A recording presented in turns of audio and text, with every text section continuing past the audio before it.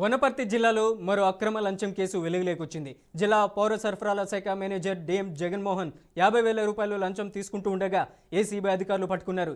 Rice మిల్లర్లకు CMR permission ఇవ్వడానికి జగన్మోహన్ మొత్తం 1,70,000 రూపాయలు డిమాండ్ చేయగా 50,000 రూపాయలకే ఒప్పందం కుదిరింది. వనపర్తి పౌర సరఫరాల కార్యాలయం నుంచి ఇంటికి వెళ్తూ ఐడీఓసీ కార్యాలయ ఆవరణలో లంచం తీసుకుంటున్న సమయంలో ఏసీబీ అధికారులు రెడ్ హ్యాండెడ్గా పట్టుకున్నారు. ఈ ఘటనపై కేసు నమోదు చేసి నిందితుడిని నాంపల్లి ఏసీబీ కోర్టులో ప్రవేశపెట్టినట్లు ఏసీబీ డీఎస్పీ తెలిపారు.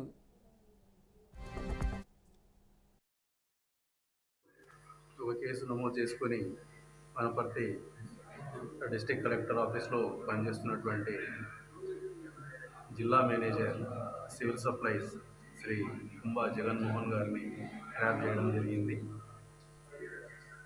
ఫిర్యాదుదారునికి సీఎంఆర్ శాంక్షన్ అలాట్మెంట్ చేయడానికి 1,70,000 రూపాయలు డిమాండ్ చేయడం జరిగింది.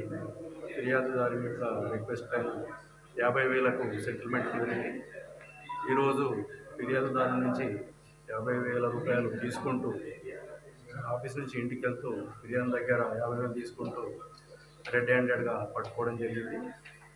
ఈ ఆఫీసర్ని డ్రైవర్ని ఇద్దరిని కూడా రేపు నాంపల్లి ఏసీబీ కోర్టులో ప్రొడ్యూస్ చేయడం జరుగుతుంది.